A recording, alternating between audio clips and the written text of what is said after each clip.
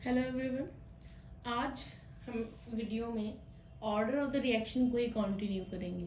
पिछली वीडियो में हमने पढ़ा था first order reaction, second order reaction, third order reaction and zero order reaction. आज जो हम पढ़ने वाले हैं वो है फ्रैक्शनल ऑर्डर रिएक्शन। क्या होता है फ्रैक्शनल ऑर्डर रिएक्शन? कुछ ऐसी रिएक्शंस होती हैं जो देखने में बहुत ही सिंपल लगती हैं लेकिन एक्चुअली उनका नेचर कॉम्प्लेक्स होता है।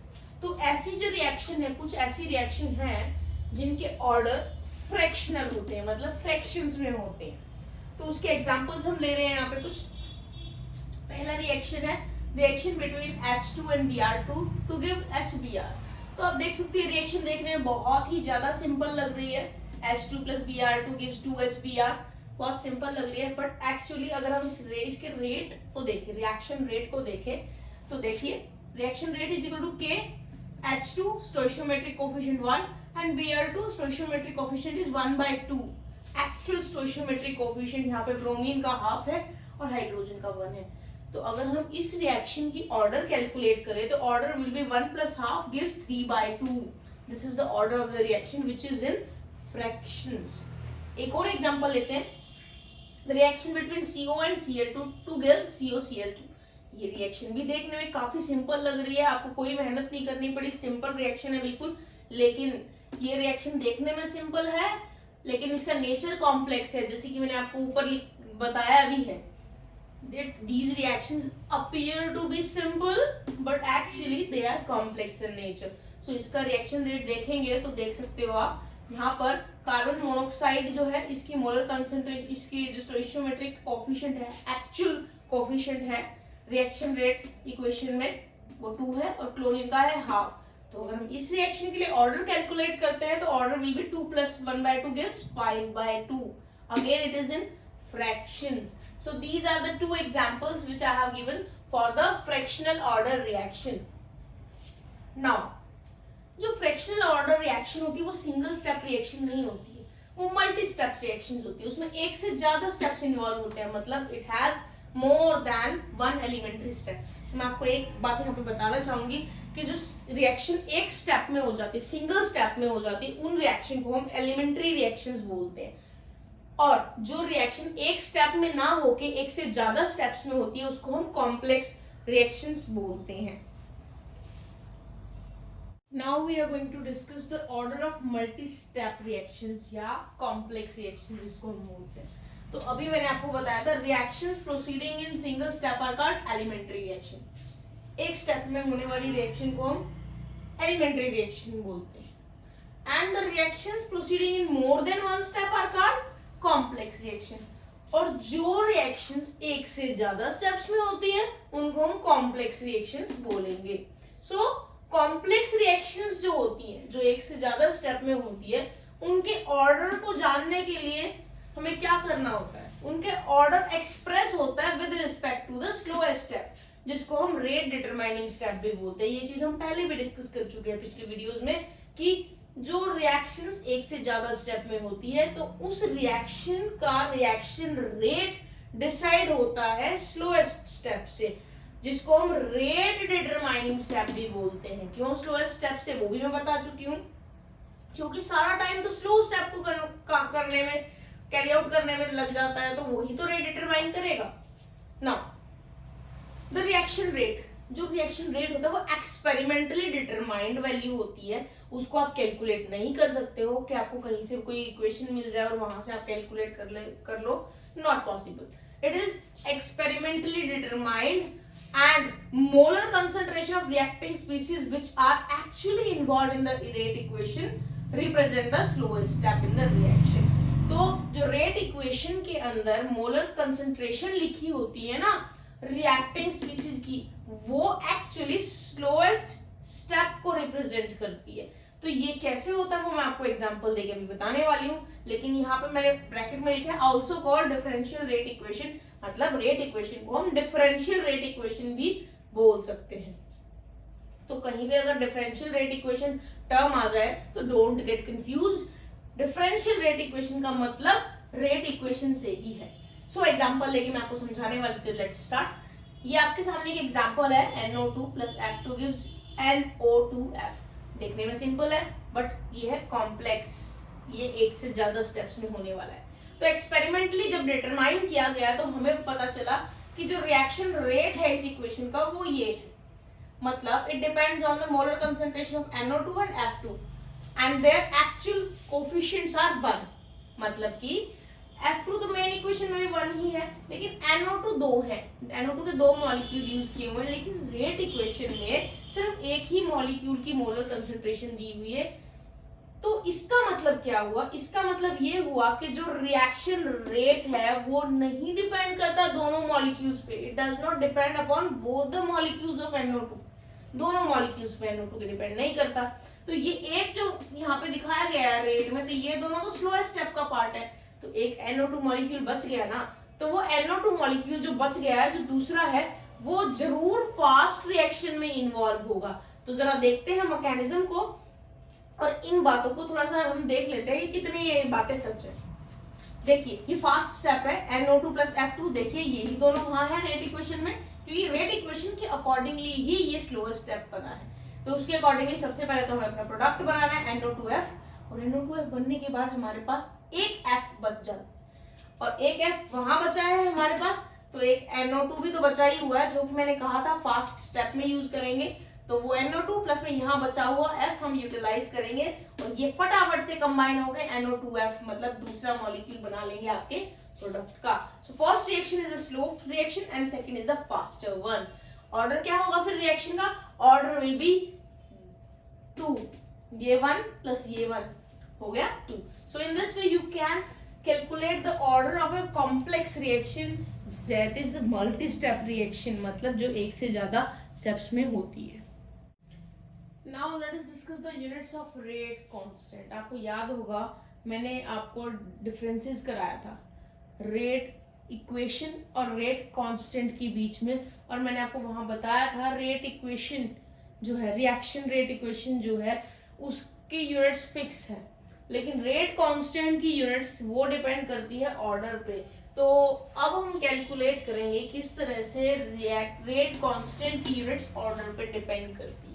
So let's see, यहाँ हम एक रिएक्शन कंसिडर करेंगे N, which is the stoichiometric coefficient of reactant A, and this gives products. So for this reaction rate is given by this equation where N represents the order of the reaction. So now करते हैं calculate start करते हैं। तो इस equation को हम आगे थोड़ा सा मॉडिफाई करते हैं। जो रेट है उसकी यूनिट्स है मोल्स पर लीटर पर सेकेंड, और जो यहाँ पर A है concentration, molar concentration of reactants ये रिप्रेजेंट करता है, तो A की जो यूनिट्स होगी वो होगी मोल्स पर litre raise to the power n, because n is the order of the reaction which tells you about the actual coefficients. So यहाँ पे मैंने रेट और A, molar concentration of A, दोनों की यूनिट्स लिख दी है, तो इन दोनों को मैं इस इक्वेशन में रिप्लेस कर दूंगी, क्योंकि K की यूनिट्स हमें पता नहीं है, तो उसकी फॉर्म में हम अपना फॉर्मूला निकालेंगे। तो मैंने ये reaction equals to K A raise to the power n, इसमें ये यूनिट्स पुट की, तो मेरी ये इक्वेशन बन गई है।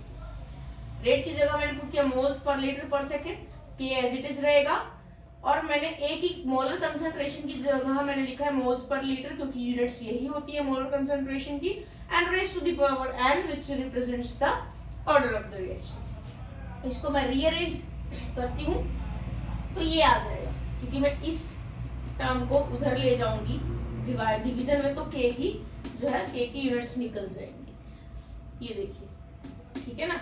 इसके बाद मोल्स पर लीटर नीचे है और ऊपर है मोल्स पर लीटर पर सेकेंड, तो n वैल्यू है यहाँ पे और यहाँ वैल्यू है 1, तो मैं ये इसको इस इक्वेशन को इस फॉर्म में लिख सकती हूँ, मोल्स पर litre raise to the power 1 minus n, क्योंकि एक तो नीचे वाले ऊपर वाला कट जाएगा नीचे वाले से, तो इसलिए 1 माइनस n लिखा है मैंने, क्योंकि ऊपर वाले में से नीचे वाला डिवाइड सब्ट्रैक्ट होगा, and second inverse as it is रहेगा। तो इस तरह से मैंने अपना फॉर्मूला बना लिया है, जिससे मैं K की वैल्यू K की यूनिट्स निकालूंगी जब मुझे ऑर्डर पता होगा, जहां पे n की जगह मैं अपना ऑर्डर लिख दूंगी, रिएक्शन रेट का जो ऑर्डर लिख दूंगी।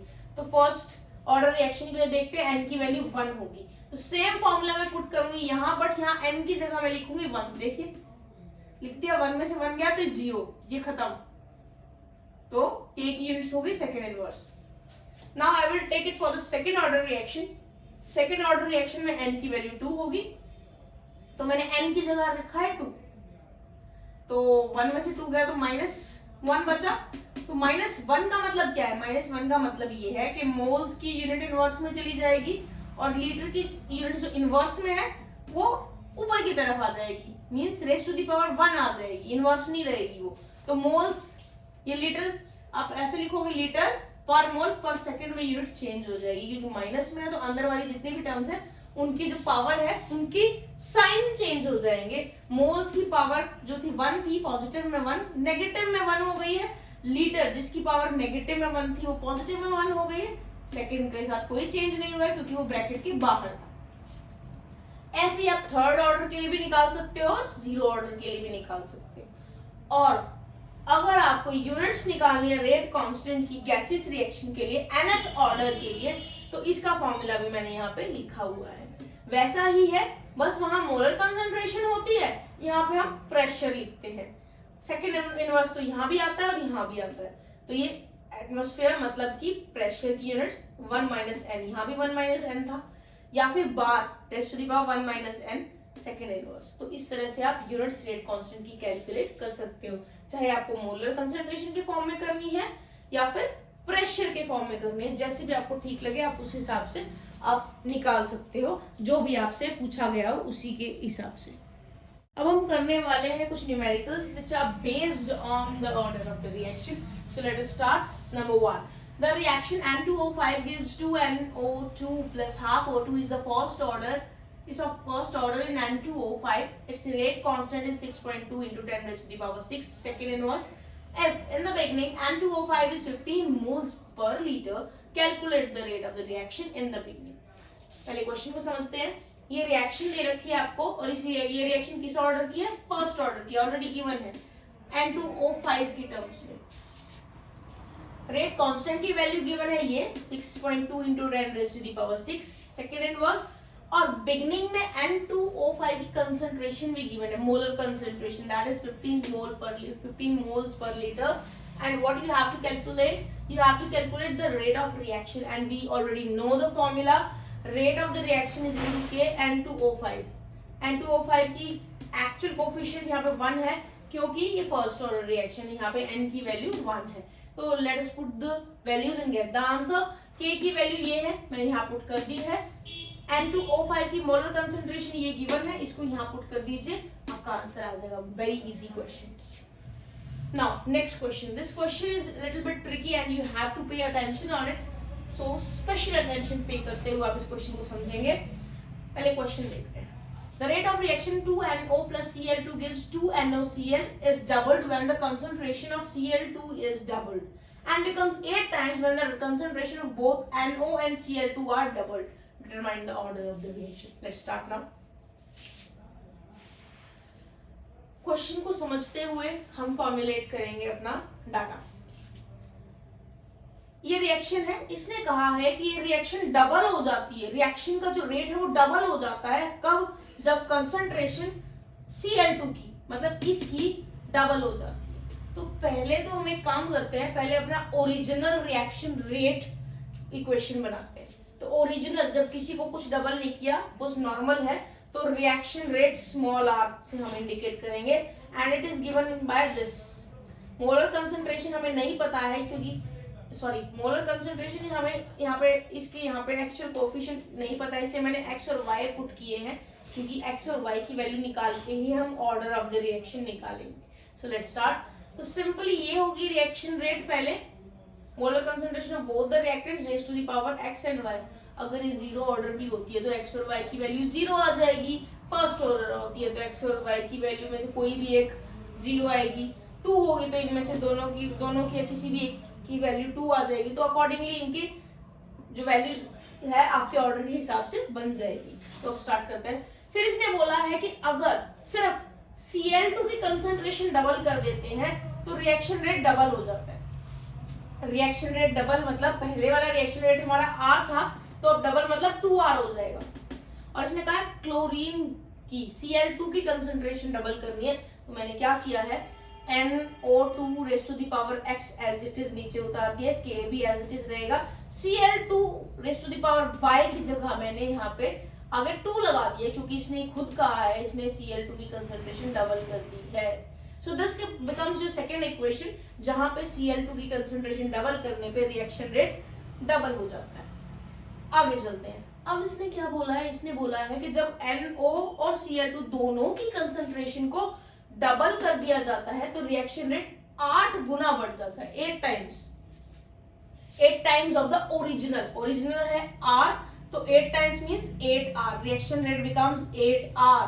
और इसने कहा है दोनों की कंसंट्रेशन, मोलर कंसंट्रेशन डबल करनी है, तो ओरिजिनली NO2 थी तो मैंने यहाँ पे 2 लिख दिया है, 2NO2, और इसका ओरिजिनली Cl2 था तो मैंने यहाँ पे 2Cl2 लिख दिया है। तो जैसा जैसा इसने बोला हमें क्वेश्चन में, वैसे वैसे मैंने 3 इक्वेशंस बना लिए, एक ओरिजिनल और 2 डिफरेंट कंडीशंस जो इसने दी थी।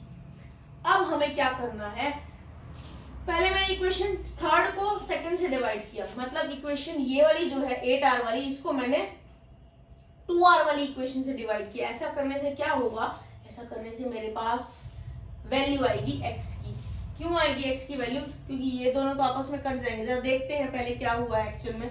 मैंने दोनों की रिएक्शन को नीचे उतार दिया है, आप देख सकते हो। यहाँ पे R से R कट जाएगा, 8/2 था तो यहाँ पे 4 बच जाएगा, ये तो हो गया। फिर इधर आ जाते हैं, K से K कट जाएगा, फिर उसके बाद आप देख सकते हो NO2 से NO2 कट जाएगा, लेकिन ये वाला 2 बचेगा, तो 2 raise to the power x बच जाएगा यहाँ पर, और ये 2Cl2 और ये 2Cl2 कट जाएगा आपस में। तो जो यहाँ काटने के बाद जो बचता है, यहाँ पे हमारे पास 4 बचता है और यहाँ पे 2x बचता है, तो मैंने यहाँ लिख दिया है 2 raise to the power x है, तो मैं क्या यहाँ पर भी इसको 2 रेज़ टू द पावर 2 लिख सकती हूँ। देखना जरा, 4 बन जाता है 2 रेज़ टू द पावर 2 करके, तो इससे ये कट जाएगा तो x की वैल्यू 2 आ जाएगी। तो यहाँ से हमारी x की वैल्यू आ जाती है 2। ऐसे ही अब मैं डिवाइड करूंगी इक्वेशन सेकंड को फर्स्ट से। ये आपकी इक्वेशन सेकंड है, इसको ऊपर रखेंगे, ये इक्वेशन फर्स्ट है, इसको नीचे रखेंगे। अगेन यहाँ पे हम कट करेंगे, r से r कैंसिल हो जाएगा, यहाँ पे 2 बन जाएगा। देखिए मैंने यहाँ 2 लिख दिया है। यहाँ पे k से k पूरी तरह से कट जाएगा। पूरी तरह से कटने का मतलब 0 नहीं होता, वैल्यू 1 होती है, इस चीज को ध्यान रखना। NO2x और NO2x आपस में एक दूसरे से पूरे कट जाएंगे। फिर उसके बाद यहाँ पर Cl2 है, यहाँ पर 2Cl2 है, तो यहाँ पे एक Cl2 और यहाँ से Cl2 कट जाएंगे, आपस में 1 आ जाएगी वैल्यू, और यहाँ बच जाएगा 2 रेज़ टू द पावर 5। तो यहाँ से हमारा 2 बचता है और इधर से 2 रेज़ टू द पावर 5 बचता है। ये देखिए, तो हम कह सकते हैं कि y की वैल्यू 1 है, तो ये तो 2 रेज़ टू द पावर 1 है, तो y की वैल्यू भी 1 आ जाएगी। तो इस तरह से मेरे पास इस इक्वेशन में इन दोनों की मींस इस इक्वेशन की जो मैंने रिएक्शन रेट इक्वेशन बनाई है ओरिजिनल, x की वैल्यू कितनी आ गई है, 2 आ गई है, y की वैल्यू आ गई 1। तो क्या होगा order will B 2 + 1 3। So this is a third order reaction. इस क्वेश्चन को आप प्लीज जरूर अपने आप सॉल्व करके देखिएगा। जब तक आप इस क्वेश्चन को सॉल्व खुद नहीं करेंगे तब तक आप समझ नहीं पाएंगे कि ये एक्चुअल में हुआ क्या है। तो न्यूमेरिकल्स तो प्रैक्टिस मांगते हैं, you have to practise a lot for the numericals.